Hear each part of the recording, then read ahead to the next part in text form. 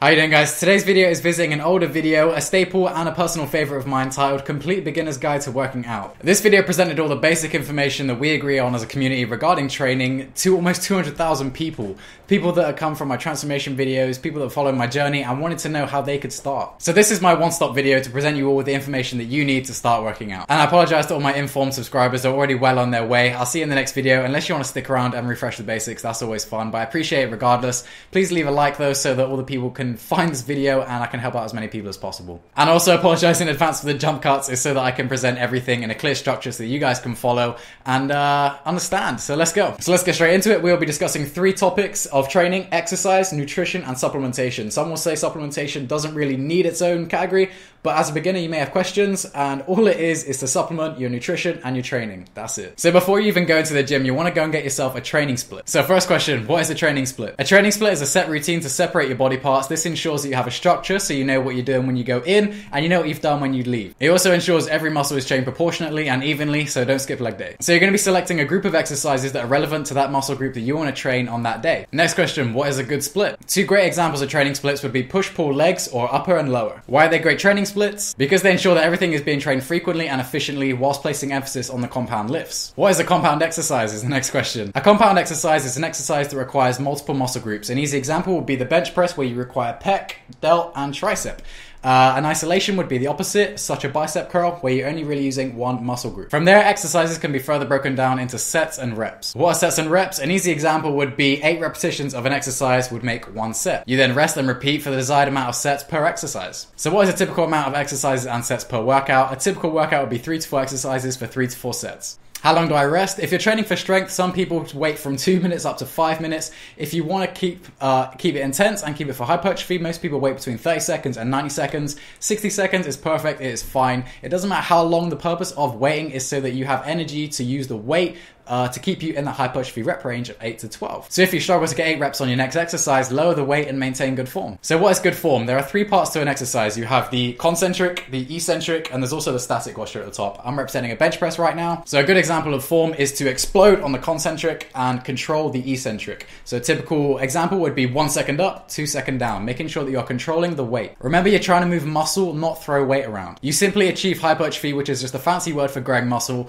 by causing stress to the muscle, which causes micro tears, and they rebuild themselves bigger and stronger. So how long should a workout be? Typically it depends on how many sets you do, but most workouts are about an hour, give or take 15 minutes. So you've got your split, you've got your exercises, you understand what sets and reps are, you understand how to perform those sets with good form, and that's pretty much the basics of exercise covered, minus progressive overload. What is progressive overload? Progressive overload is the gradual increase of stress over time on a muscle. For example, increasing weight on your bench press over time. And that is exercise covered. That is the largest one, so thank you if you're still with me. On to nutrition. Some common words you might hear thrown around would be bulking or cutting.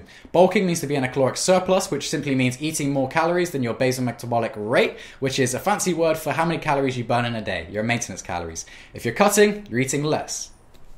It's science, bitch. So if you're bulking, you're in a surplus. This is going to put your body in a state of growth because you're putting more in than's going out and you're going to get bigger. So how do you find out your basal metabolic rate? There are multiple calculators online, things like MyFitnessPal, Scooby's Workshop is another great one, and things like Men's Health. You can kind of collect an average of all those 3 and choose which one you feel is appropriate. So how big should my surplus be on a bulk? Typically 500 calorie surplus per day is going to amount to 3,500 per week, which is going to increase by 1 pound of body weight per week. I would also recommend the opposite if you're cutting. 500 calories each day, 3,500 over a week, 1 pound of body weight per week. So now you know how much you're going to be eating. Let's talk about what you're going to be eating. So now I'm going to take you into the world of macronutrients. Don't worry, this is as complicated as the video gets. A gram of carbohydrates is 4 calories, a gram of protein is 4 calories, and a gram of fat is 9 calories. So now you take your calories and you assign them with macronutrient ratios. Now this is a bit beyond beginner, but a good way to get in tune with it would be to download the MyFitnessPal app. I heavily recommend it and it's going to teach you a lot. It'll set you up with a macronutrient ratio and that'll get you well on your way. So what's a typical ratio for a bulk? A typical ratio for a bulk would be 50% of those calories coming from carbohydrates,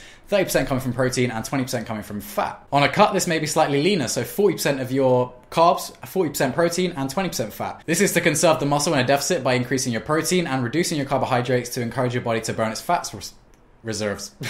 which we all know as body fat. So now we've covered macros, we're now going to talk about micros. Just focus on getting your nutrition from whole foods, as little processed food as your brain can handle. So carb sources such as oats, rice, whole grains, lean meat sources, eggs, things like that are going to be great. And also don't forget your fruit and vegetables. So what you need to do now is find out your basal metabolic rate. You're going to decide if you're bulking or cutting. You're going to find yourself a macronutrient ratio, and you're going to get most of your nutrition from as many micro-dense foods as possible. Nutrition, done. Third topic, supplementation. Their purpose is solely to supplement your training and your nutrition. So I personally recommend a multivitamin and a fish oil to help you get your macros in. I also recommend a whey protein to help you get your protein macros in, as it is a cheap, convenient, good source of protein. And for exercise, I recommend a creatine monohydrate. Creatine monohydrate is a cellular energy, and all it's going to do is maybe it will help you get an extra rep in the gym. And that's about as complicated as you need to know about creatine. Hopefully you've learned a lot. Please leave a like if you did. I appreciate all your support, and I'll see you in the next video, guys. Peace out. Subscribe sessions coming soon.